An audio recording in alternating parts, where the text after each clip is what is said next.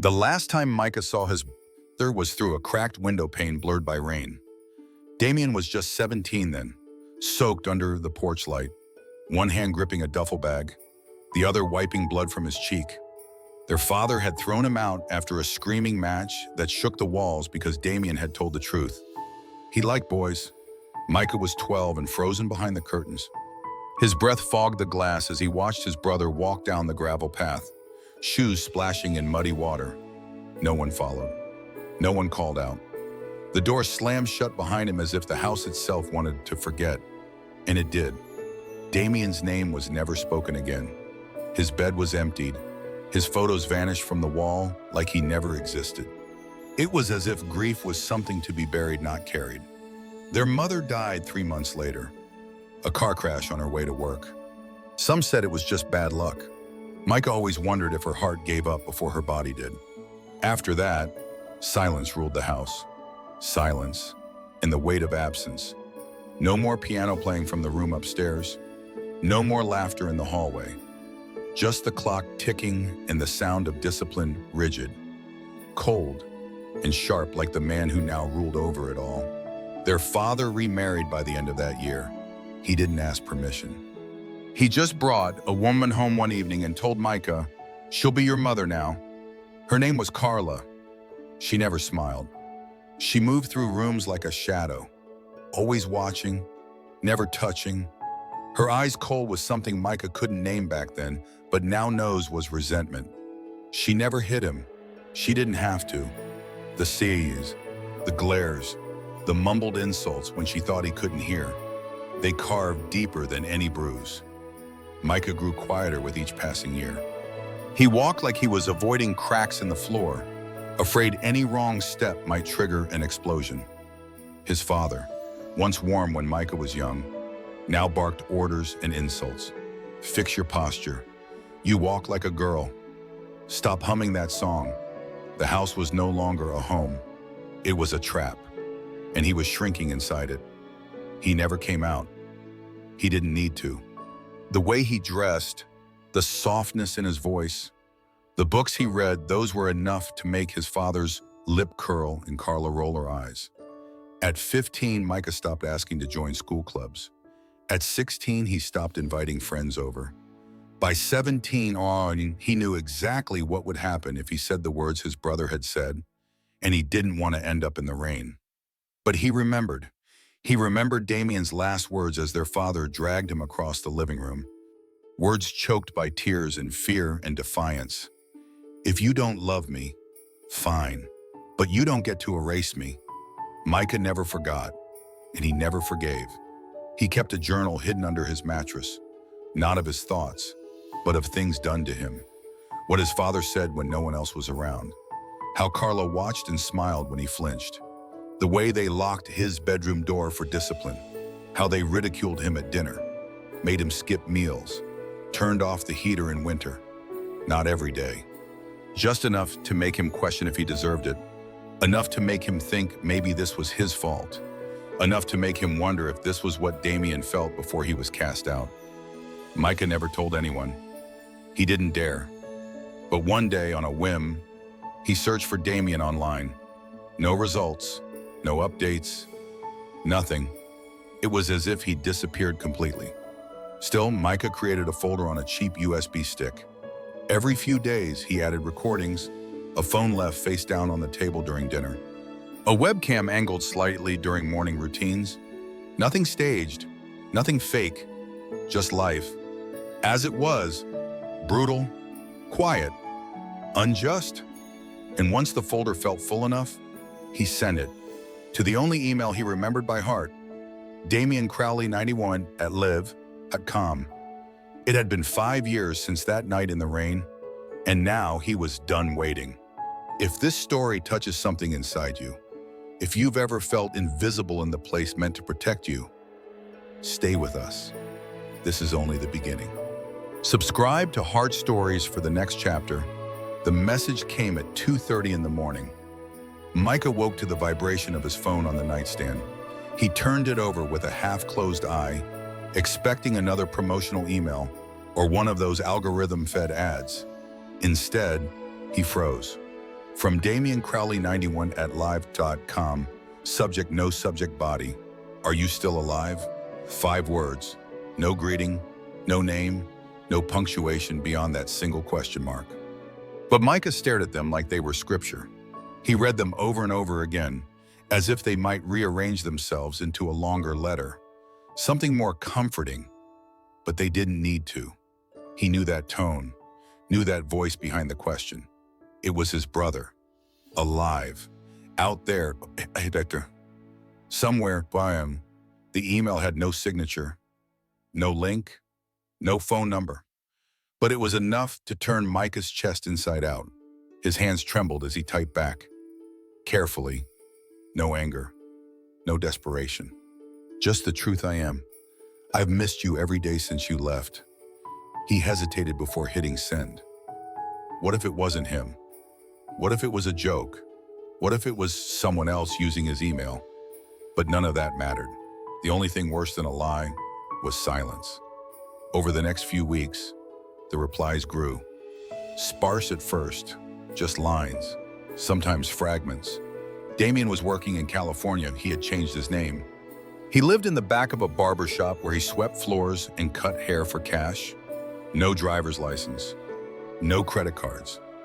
He had gone underground to survive because when you're 17 and you're told that your existence is disgusting, sometimes disappearing is the safest choice. Micah learned that Damen had tried to contact the house once, months after being thrown out. He'd called the landline, hoping maybe someone would pick up. It was Carla who answered. She told him their father had changed the locks and that Micah had moved away with relatives. She told him never to call again. And so, he hadn't. Micah couldn't stop crying that night. The betrayal was deeper than he'd imagined, not just from his father, but from the woman who now pretended to mother him.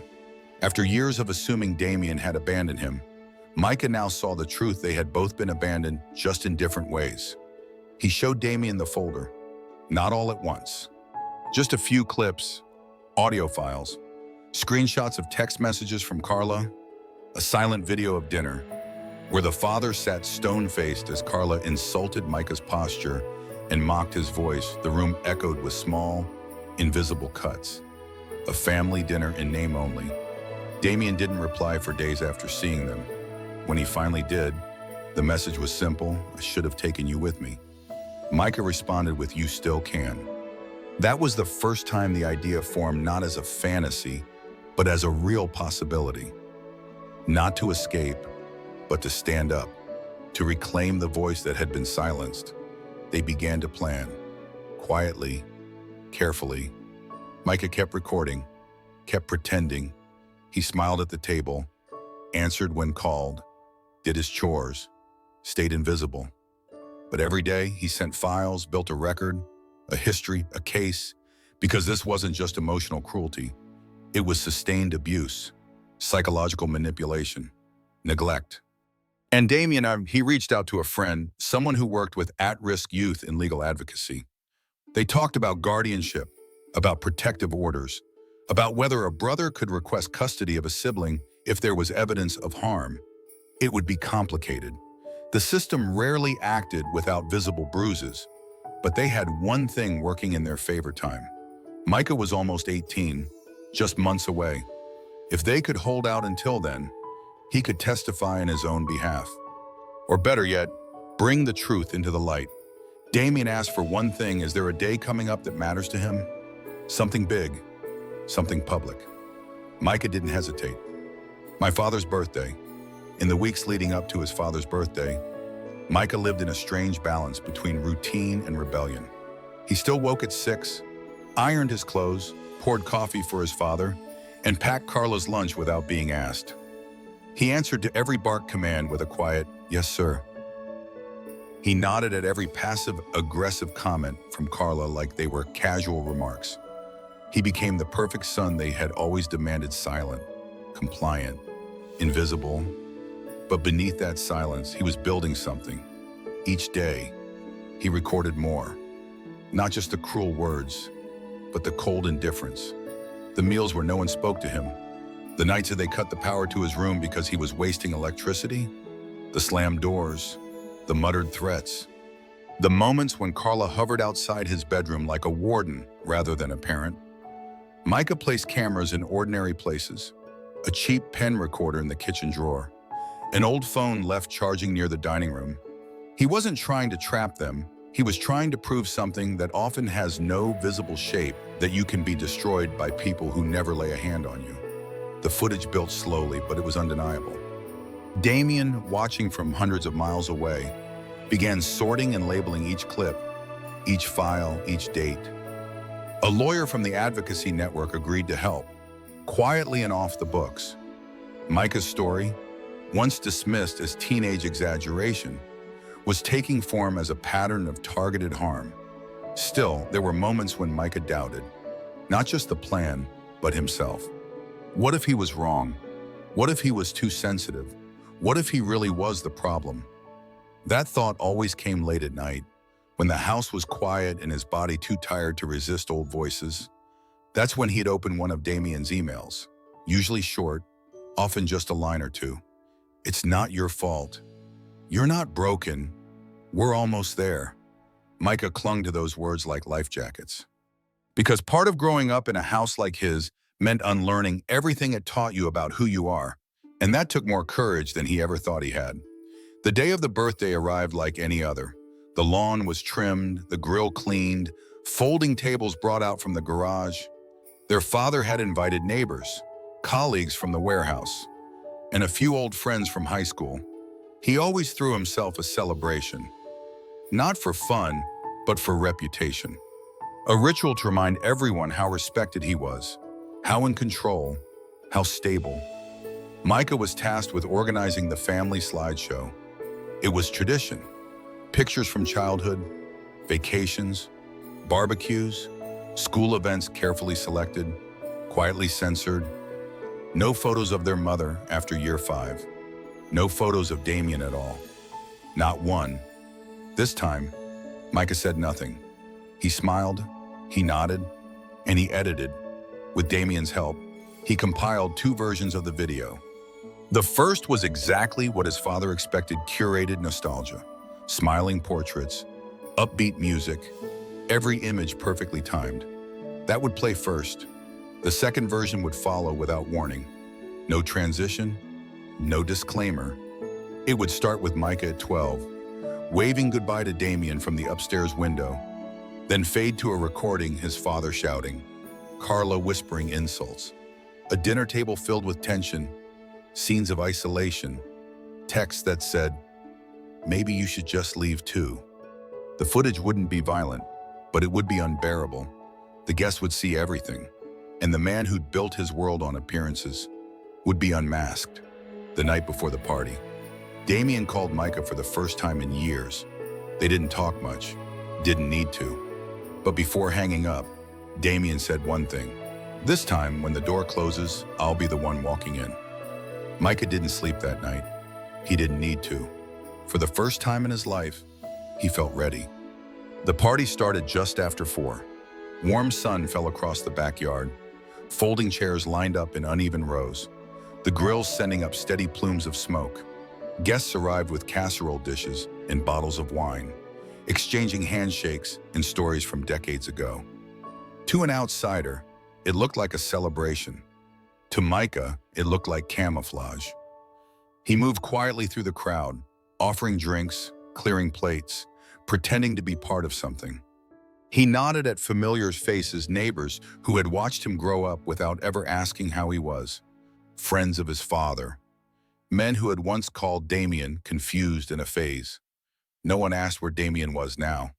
No one had asked in years.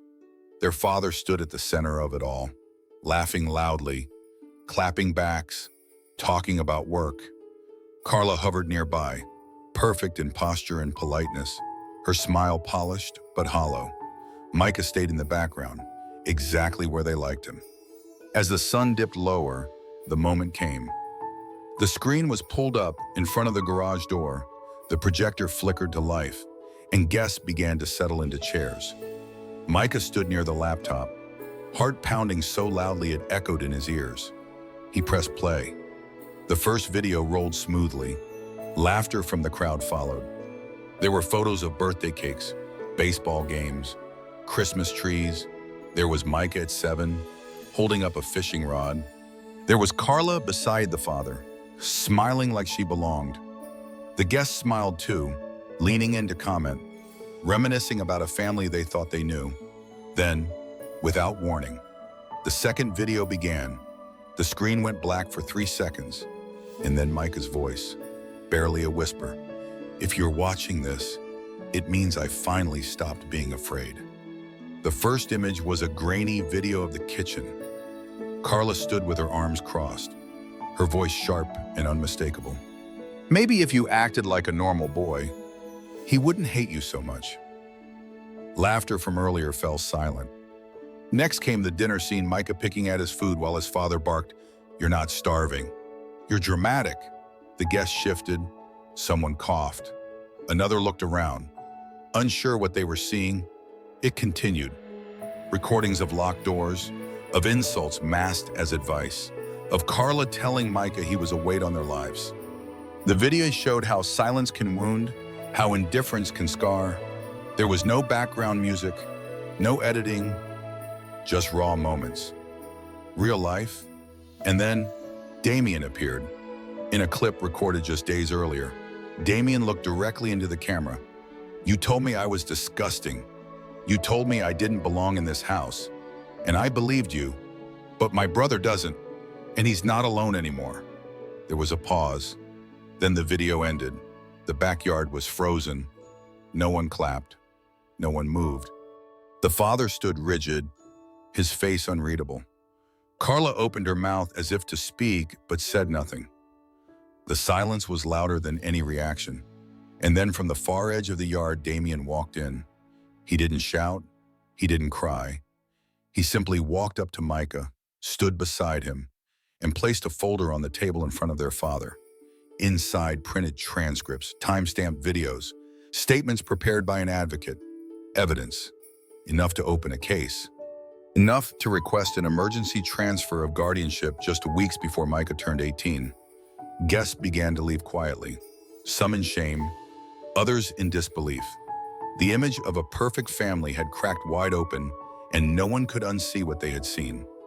Micah stood still, breathing slowly. He wasn't afraid anymore. In the weeks that followed the party, the house no longer felt like a home, but not in the way it used to. The silence was still there, but it had changed. It was no longer a weapon. It was the sound of endings. Conversations that would never be had. Apologies that would never be spoken. Truths that could no longer be denied. Micah no longer slept with headphones in or kept his shoes by the door just in case. He no longer walked on the sides of the staircase to avoid making noise. The day after the video played, his father didn't speak a word. Not out of anger, but out of something else. Something like fear or shame, or maybe both. Carla packed her things within a week. She didn't argue. She didn't apologize. She simply said, "I can't be part of this anymore," and walked out. Micah watched her from the kitchen window, waiting to feel something: anger, relief, satisfaction. But he felt nothing.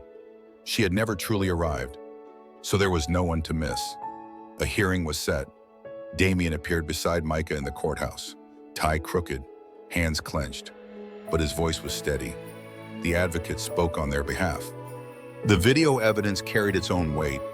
The judge asked questions. Micah answered them all without looking away.